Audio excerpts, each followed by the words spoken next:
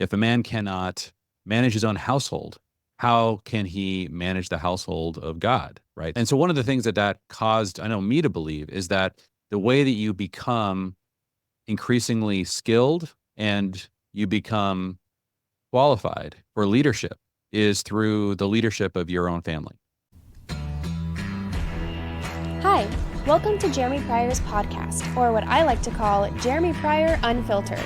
I'm his daughter and producer, Kelsey Gall, and we are excited to bring you seasons of content all the way from Tolkien to theology, from business to family. If you like to contemplate deep philosophical ideas across a wide range of topics, you've come to the right place. Make sure you give us a follow so you don't miss out on future episodes. Hey, everybody. Welcome back to the Jeremy Pryor podcast, where we try to be as unfiltered as possible. And that's what we're going to try to practice today. Right, April? You ready for this? Yeah, I'm ready. We're going to practice that. Mm-hmm. Yes. Okay. So, yeah, things are kind of buzzy around here. Now, you've been up to a few things today. We got one daughter in Korea, another daughter heading out to Seattle tomorrow.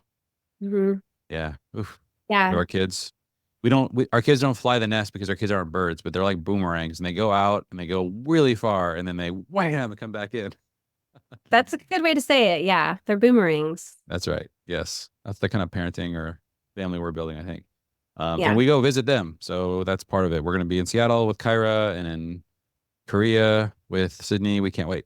It's going to be awesome. Trying to figure out this whole family life. And speaking of family life, I don't know, April, you probably haven't seen this, but I will. I wanted to stir up this conversation with you. So we don't get explicitly political here. I'm not by nature a very political person. So, but the political world, when it invades the family sphere, I get very interested. So, and at the moment that is happening, and I'm very interested in what I can learn about the way that our culture views these things. And as Christians, like, how do we respond? And one of the things that's really difficult is everything is becoming political to certain people. One of the things that I find a little bit of a sort of a contrast maybe between the left and the right is that in more the conservative world, there tends to be a hierarchy of values that tends to go like God, family, and then all these other things after that. At least that's the aspiration. Doesn't always happen. So from a hierarchy of meaning perspective, so most people that I know are like me. Like, I don't really enjoy engaging in political conversation. It feels very sort of temporal to me. I much more prefer to talk about, things that are everlasting and universal, that I find, from my faith.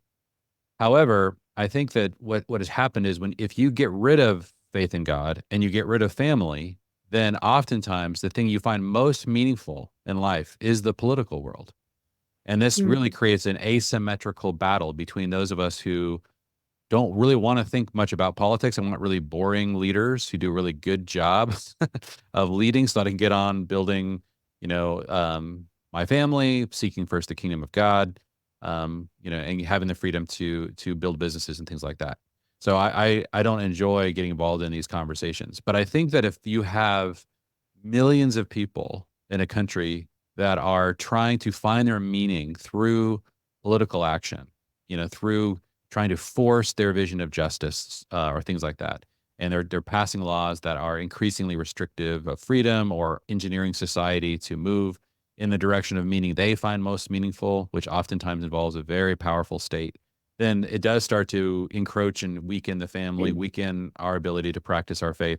You can kind of see that happening in certain countries. And so anyway, I think that's why we have to wade into some of these conversations. That's my way of saying, hey, I don't like having these conversations, but the way I want to have these conversations is, what are we learning that might be sort of be emerging in the political world that does sort of have this impact on and really reveals what our culture is thinking about topics that I do find really meaningful, like faith and like family. So something happened the last couple of days that I want us to talk about, and that is that when Kamala Harris became the nominee for, it looks like she's the nominee for the Democratic presidential ticket. One of the things that resurfaced immediately was a video of JD Vance, the Trump pick for vice president, where he made some comments about the Democratic Party being led by childless people. And wow, did this create and this creates such controversy that a lot of people are assuming that Trump may have to find a new vice presidential pick. That's how volatile this one comment got. And so I just want to I want to study this comment and some of the fallout that's occurring. And part of what I'm going to try to do here, you guys, is like just honestly reflect. Okay, what is he saying? And is there some truth to this, or is this just an incredibly offensive thing to say? But it's difficult to underestimate the level of offense that was taken by especially people on the left when this clip resurfaced. So I'm going to play it, and then the reaction that happened on The View, and we can dive into this here. So.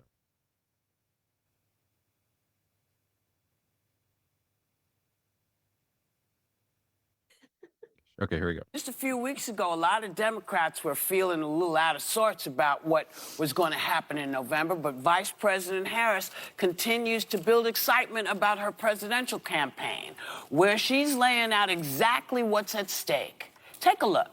Donald Trump wants to take our country backward. He and his extreme Project 2025 agenda will weaken the middle class. Like, we know we got to take this seriously. Can you believe they put that thing in writing? I'm going to start over. These guys editing this one. Kind of scooch it for a little bit. We don't get her logged down. All right, we'll start. Okay, here we go. We trust women to make decisions about their own body and not have their government tell them what to do. Now, on the other side of the aisle, rumors are growing that Republicans, are second-guessing their VP choice. Oh, yeah. And resurfaced with a video of JD Vance, and it's not really helping him connect with a lot of voters. Take a look. We're effectively run in this country via the Democrats, via our corporate oligarchs, by a bunch of childless cat ladies who are miserable at their own lives and the choices that they've made, and so they want to make the rest of the country miserable too. And it's just a basic fact. You look at Kamala Harris, Pete Buttigieg, AOC, the entire future of the Democrats is controlled by people without children. And how does it make any sense that we've turned our country over to people who don't really have a direct stake in it? Sir, Wow. there are people who have chosen not to have children for whatever reason. There are people who want to have children who cannot. How dare you? You never had a baby. Your wife had a baby, but you never had a baby. So you know nothing about this. And how dare you? And women, you heard how he thinks of you. Yeah. This is not good for you, JD. Yeah. Now, Well, I mean, it's What the also, hell? it's so mean against cats. Also. I mean, why do Republicans hate animals? One of them once shot a puppy. Now right. he's dragging poor cats into the situation. What is their problem with animals? And you know, Trump doesn't have a dog. No, he's the only president in my Ever. lifetime Yeah. who doesn't have a freaking dog because he doesn't have a cat he either. skeeves them, you know. No, he has no animals. But you know, Except I think JD. that to your point that JD Vance may get the heave-ho. I think it's very hard for Trump to get over the fact that he called him America's Hitler. Even though he reneged on it, he said... I thought it was a compliment. Well, I'm sure Trump thinks it's a compliment, yes, for sure. But I mean, it's hard one to get over, I think, when someone calls you the most disgraceful, the most evil person in the world. And now you say, I didn't really mean it. Well, I find that... He's history pretty soon, just watch. Well, in hearing that clip, there's so many places to go. The people that can't have kids, Yeah. the people that have proudly chosen not to, Yeah. that. But the part that really disgusts me is that he thinks by the fact that you have children, that's how you look through the lens of politics. I have children, and I can assure you that is not my first thought when I think about politics. My kids are going to obviously be affected by that, but anyone with a heart will look at the moral clarity of the decisions we're making here. The people that are at risk here, like women facing issues about the agencies of their, and he touches on that in his quote, but the agency of their own bodies. I care about all the women that are dealing with that. That's not my body right now. I've done some stuff. But the environment, the fact that whenever we talk about environment, Joy, you always look over me and you say, I worry for my grandchild. And yours. And yeah, your but children. I worry for me. It's Mother Earth. We're here to rent it, not destroy it. That pisses. All right. So we want to play a little bit of the reaction to, so yeah, this is a very interesting conversation, I think. And part of the reason why I think it's important for us to talk about as Christians is that the Bible actually describes what good leadership looks like in the church. And I think this is where a lot of Christians come from when you hear statements like JD Vance. What I hear is likely something that might be rooted in a pretty consistent, normal, conservative, biblical view of leadership, right? So you have in the church, Paul describing in 1 Timothy 3 that the way that you elevate leaders in the church is by looking at their households, right? It specifically talks about how what we do is we understand how a particular man actually manages his household. And Paul asks the rhetorical question, if a man cannot manage his own household, how can he manage the household of God, right? So how can you oversee what's going on in the church? And so one of the things that caused, I know, me to believe is that the way that you become increasingly skilled and you become qualified for leadership is through the leadership of your own family. And so you're thinking that you're constantly evaluating leaders in the church by that standard. And it seems like a really reasonable standard. One of the things that Jesus said is that wisdom is justified by all her children. In other words, the way you look at the way that wisdom plays itself out is you have to see the generational impact on the children to see if this person actually is creating the kind of environment that other people want to live in and be exposed to. And so you're constantly saturated in this world where leadership is being presented in that way. That's how qualifications are achieved, so that we can ensure that you're not exerting leadership over other people when it's destroyed your own family, for example. And then all of a sudden you move into the political realm, and does any of that apply? Is all of that sort of no longer a part of the conversation? And so part of that's kind of what I heard a little bit from when I thought about, okay, where did JD Vance get this impression that having political leaders that are childless makes them less qualified? So the specific point he made was kind of the other issue, which is that it changes the way you view the future. And one of the things that this woman mentioned at the end of the clip on The View was that she's like, I don't view politics through the eyes of my children. And then she turns to Joy Behar, I guess, and says, but you do view climate change through the lens of your grandchildren. She kind of said both things there. And I think this is actually another very confusing topic.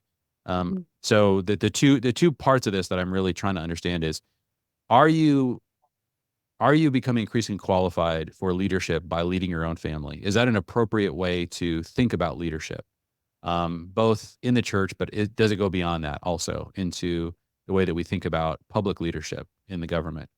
And does having children give you a different kind of lens through which to see policy level decisions that makes you more qualified potentially for that reason? Those are kind of the two arguments that kind of spring to mind that I'm wrestling through. So April, yeah, not a small topic to deal with. So, but I'm curious, yeah, what that stirs up for you. Not a small topic, that's for sure. People who don't have children don't know what they're missing out on. And I think it's a really good thing that they don't know, because I think it has the potential to kind of crush people who don't have children. From what I know and what I understand and the friends I've had and been around, people who the infertility argument that they use a lot, people that can't have children, there are so many things in place today that people that I know that have that problem have either been able to have a child through medical intervention or have adopted. And so I'm not sure how actually valid the infertility question is in regards to actually having a child or children, whether you bore them or not, to love on, to raise, to nurture, to be a mother too, or a father too. So I kind of have a hard time in the political world when they throw these exceptions out as if, it makes it so we can't talk about the ideal. Right. And I think Yes. that You're cruel if you bring it up. Yeah. Yes. Being able to talk about the ideal has become a big no-no. And it just crushes any ability to like set standards or hold people to something and so I feel like people that aren't able to, or like the people that are in the category of choosing not to have children, I think they've cut themselves off from a whole realm of maturity that only having children can bring you. And even if you raise them differently than me or someone else. The Family Plan Calendar is the new way to keep your family team organized. Plan your rhythms, menu, household chores, and notes for the family all in one place. Visit familyteams.com to purchase. Yeah, that really gets to the qualification question, because if it's true that having a child is sort of what makes you selfless, or it gives you the opportunity to be selfless, Right. it creates sort of two paths for your life. Do you want to lay down your life for this child or these children, or are you going to force these children to lay down their life for your preferred lifestyle? And Yes. so, and the really crazy thing is that oftentimes, if you get to know the family or you watch the children, they will manifest the implications of that decision. And so that's why it's really difficult to, if you're trying to promote somebody who's 50, 60 years old and has never raised children. By the way, Kamala Harris, a lot of people are getting upset because she's a stepmother. But what happened was, in her, like, around 50 years old, she got remarried, or she got married for the first time, I think, and then ended up with her new husband's two stepchildren as now her stepchildren, his biological children, now her stepchildren. They were basically adults, so she didn't raise these children. And so it really does, this is what we're trying to understand is, if you're going to take the reins of leadership over the most powerful country in the world, it's really important for us to know what happened to you in that process of becoming a father or mother, right? And so far, it's always been a question about fatherhood. And I know a lot of people are going to be like, well, what about Trump? But honestly, I'm just, all the questions we're asking, I would say, equally apply to Trump. The problem is, in this case, we can actually look at his children. We can see how they respond to him. And I do think that's really important, in the same way that with Joe Biden's son, Hunter, or, his other children, I think that was relevant. A lot of people are saying, well, this is none of your business. This is terrible. How dare you even bring this up? But we're talking about the people we're voting for to become leaders of our country and the most powerful country in the world. I think it is crazy to think about how far we've come. If you've studied our history at all, the way that running mates were chosen, the way that even just people were chosen to be candidates, you would never promote yourself. Someone else would always put your name forward. There was just like a dignity that came with the office. It would be a man who was married to one woman, who had a family that he was, depending on his age, in whatever realm of stage of raising them. And there was just a stability that kind of came from that type of, it was like a foundational type of, he's got his life in order, not saying that he's perfect, not saying he handles everything right all the time, not saying his children are perfect, but just this idea, like, there are some things that you don't even have to question. Yes. Because he has his house in order. And it is a Christian principle, and I don't know how much to impose it on politicians, but we are a country that was founded on Judeo-Christian principles, and we have benefited from it a lot in a lot of different ways. And we're shooting ourselves in the foot, I think, by freaking out over statements like that. There is something about a childless person that, especially, and I'm speaking especially of the ones that are childless by choice, They've either rejected relationships or devoted themselves to their career, or, dealt with things medically so that they don't have the risk of getting pregnant. So those people that have chosen that, they've chosen something different for themselves. And there's just natural consequences for that. And a natural consequence is you don't know how. And that's none of your business. That is none of your business why somebody has decided for 10, 20, 30 years or for the rest of their life to never become a mother or never become a father. Or is it? Which is fine if you're going to live in the corporate world and just, drive your nice car and go into your big garage and your big house, and that's fine. But if you're running for a public office where you want the public to vote for you, you better believe it's my business. Yeah. And I am not going to respect someone who doesn't have children, who's never raised a child before, as much as I would someone who has. Right. That's a variable that is important to understand, and at the consider. very least, explain why. Because I think that the reason that I'm suspicious of all the time when somebody chooses not to have a child is that they're finding ultimate meaning and purpose in the identity they're getting from their political position. And again, this can happen just as easily for somebody who has children. This happens all the time. There's men who become obsessed with. Yes, having a child doesn't mean that you automatically become this selfless person who is primarily trying to build a family and now is only voting for policies based on, much more altruistic reasons that aren't related to their own identity. That doesn't give you a free pass, but it makes it so difficult to imagine a childless person doing that, because that there's this empty spot that they have to fill. And so I would say the vast majority of people with children also are doing the same thing, because in our culture, that's what we do. We promote from all of our childhood this idea that you're going to get your identity from your work.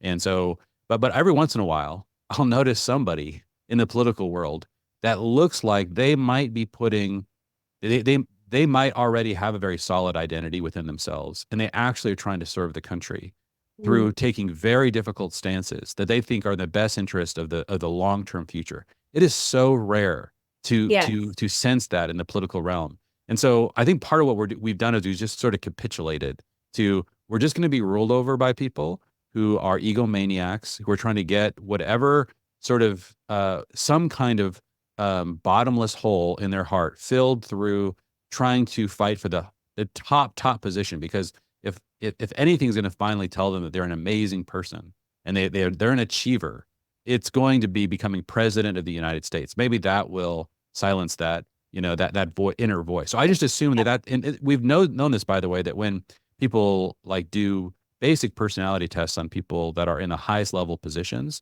the higher the level you go, the higher the percentage of self-centered narcissists are in those positions. And so I'm not necessarily trying to make an argument that there's one of the candidates is better than the other.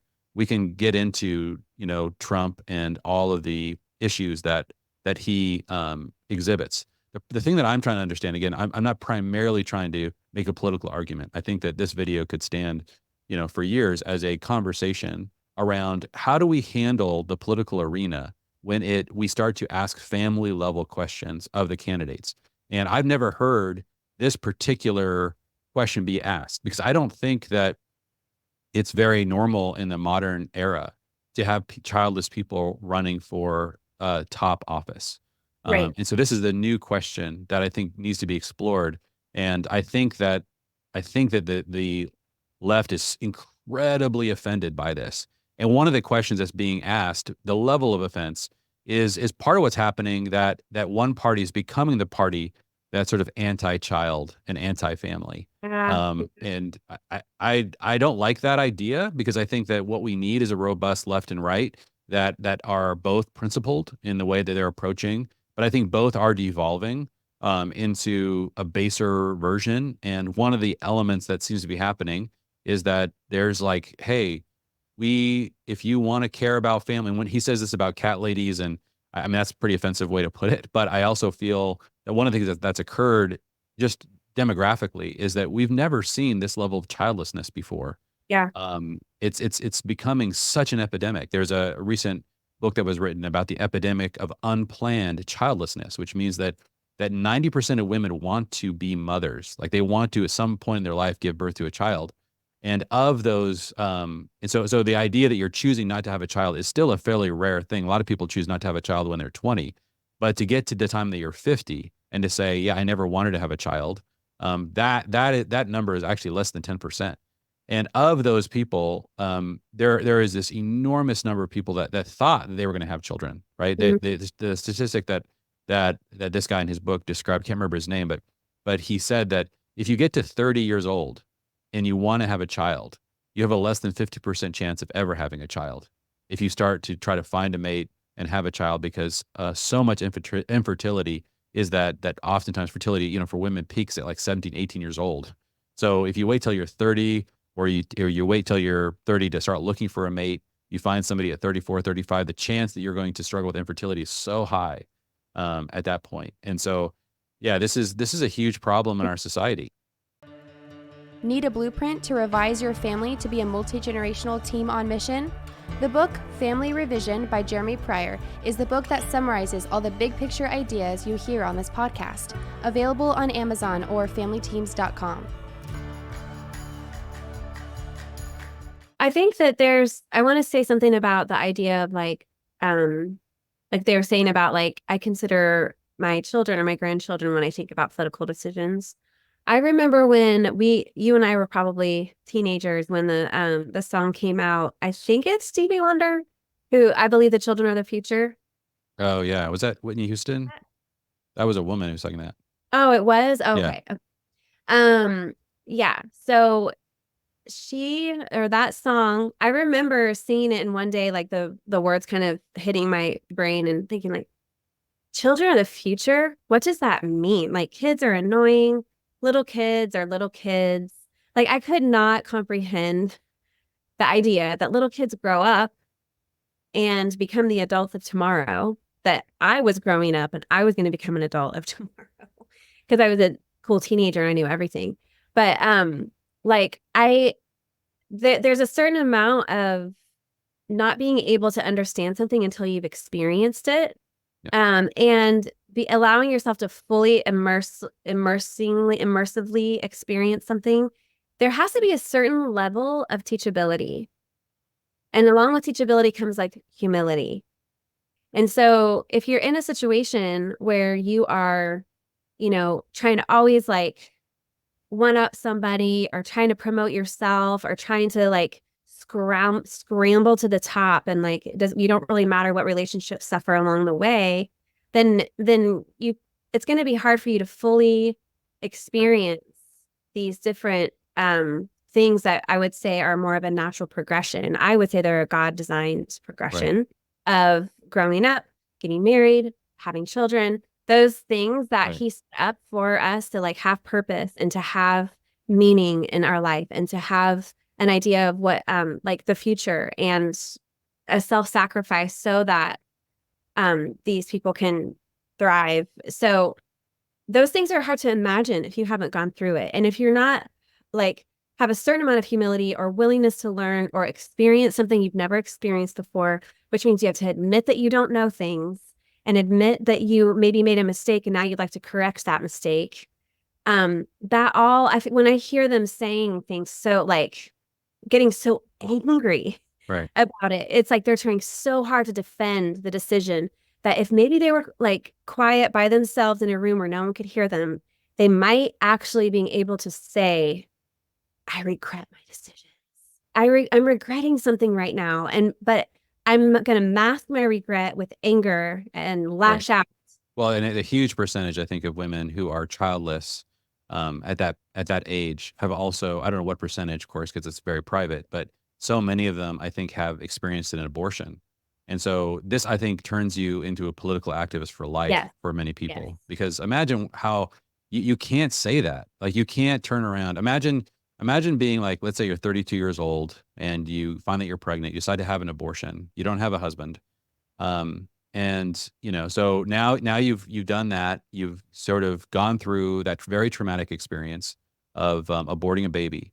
And then for the rest of your life, I mean, anytime this topic comes up about whether or not abortion is immoral, you're going to be so angry. You're going to be so triggered.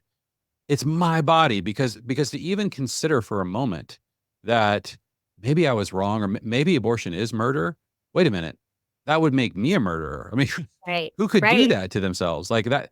So I think this is the ultimate sacrament of becoming a lifelong activist Yeah. in on the left, at least when it comes to abortion, is having had an abortion.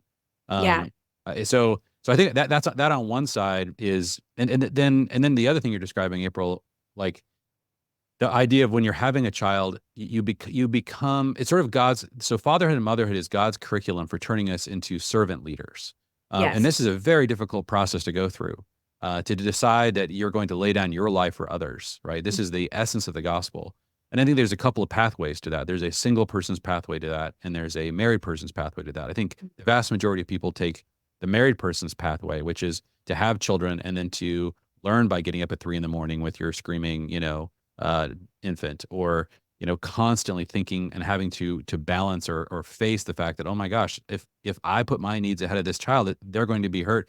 Well, what about my spouse? Like these dilemmas that are so difficult to manage is what is required for most of us to even understand what being others centered looks like, right? Yeah. To embrace all of the elements of what Jesus came to bring. Now, there is a single pathway to that, and Jesus lived that out. Paul lived that out, which is you make disciples, and so you have spiritual sons and daughters, and you pour your life into that. And as Paul says in 1 Corinthians 7, you give yourself wholeheartedly to the Lord. He says, as a single person, that's your gift, is to constantly give up everything. And so oftentimes I think living in community, living a radical missional lifestyle, and making disciples is the pathway out of self-centeredness. But if you take this other road, which is that you say, I want to live the married life, I want the mortgage, I want the house, I want the car, I want all of the accolades of a career path, and I want no children so that I can indulge those and to my heart's content. I can't imagine what that would do to your character.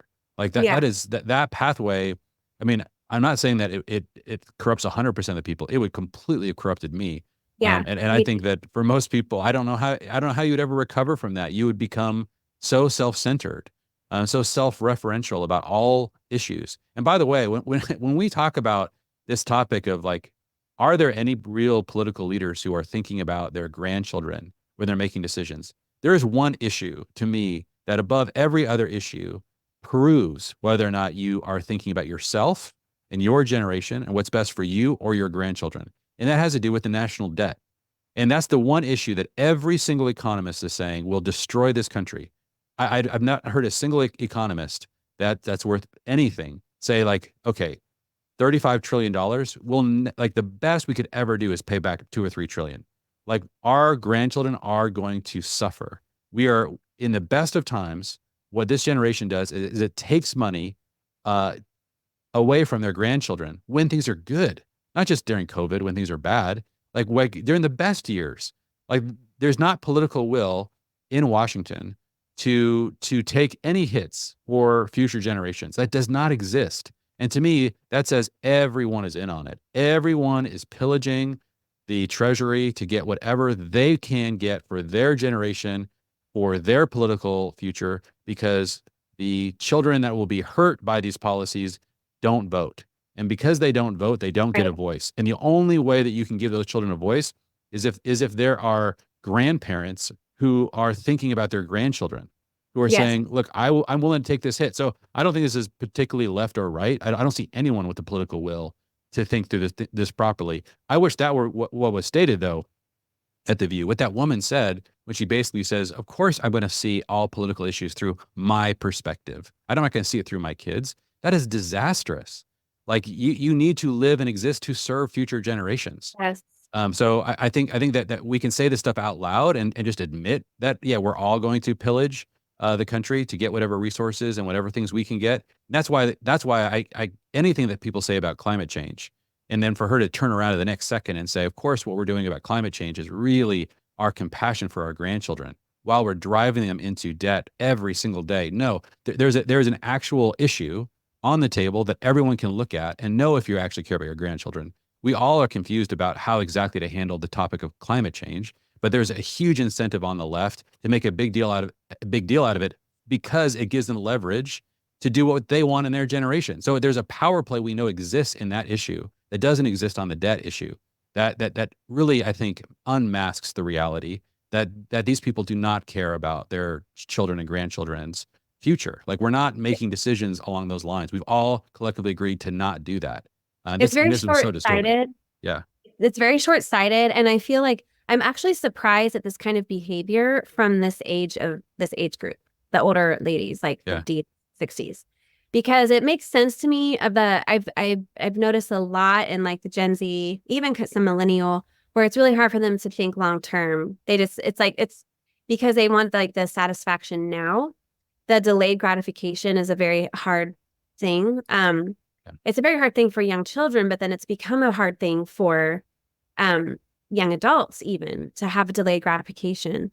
And I've wondered, like, how did this happen? How did these kids get like this? And then I'm like, oh, it's because their parents are like that and haven't passed on the values of delayed gratification or putting off, like saving up for something, or knowing that if you just wait, then the better thing is coming, of all kinds of things, from financial decisions to like, just not automatically satisfying your flesh in whatever way you feel like in the moment. And so it's like there are adults, there are people in their 50s and 60s who believe this as well, that they don't want to think about, they don't care about the future, like a generation or two from now, because they're not bought into it. Even if they have kids, like some people, if they like had a child and at 6 weeks pass it off to a system, like a daycare or something like that, then they went straight back to their, heart. Their heart is devoted to this, career or whatever. Then that makes sense that that's what they're going to be devoted to, and that's what they're going to think about first. That's the lens through which they will arrive at these decisions. So it's very short-sighted. Yeah, and that's really what I would say we need more than ever. So if I could paint the two pictures, and there's a picture the Bible describes of a servant leader, a father who has learned governance through all of the thousands of decisions that he has had to adjudicate with his large multi-generational family. And as that person becomes a patriarch and a grandfather over that larger family, and you look at the men and women and children thriving underneath his leadership, and then you go to that man and say, would you please serve us by coming into a position of governance over this village, and in concert with other fathers of families whose children are flourishing, would you set policies for this village so that we can make the wisest decisions for our future children and grandchildren and great-grandchildren? And so those men come together at the city gate and they begin to make very difficult long-term decisions, because all of them have the same incentive. They care about the future. They're not getting a huge identity. They already have built their assets, and they've begun to pass those on to their sons and daughters and other families. And so now they're free to try to make the wisest long-term decisions on behalf of the families. That's one picture. That's sort of the biblical picture of servant leadership that comes from the idea of eldering a village, eldering in governance over a political entity. And so that's one picture. Now, this other picture is that you have career politicians who are looking and just trying to decide, what kind of career can I get into that will help me really fill this void I feel in my identity?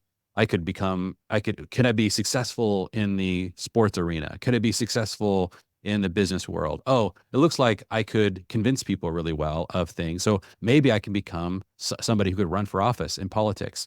And then imagine all the accolades. I can't become a rock star and get people like shouting and excited about me, but I might be able to get a lot of votes and then be able to stand on a stage and, be able to make speeches. And so you start to desire this part of you to be filled. And then you get the political arena flooded with people who have this sort of self-centered motive, and they're doing it because they haven't become something yet.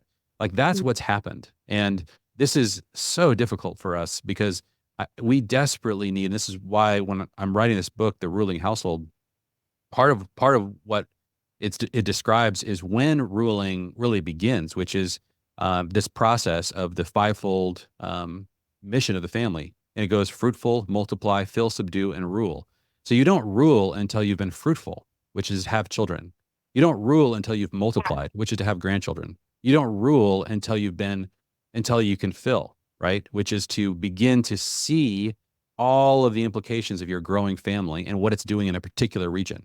And then Yeah. you don't rule until you subdued. And that is through legal means, your influence and your financial and spiritual influence is beginning to take governance over smaller entities. And then at that point, you're elevated into a position of rulership, again, in some kind of plural setting with other rulers who have similar families that have been fruitful, that have multiplied, that have filled and subdued.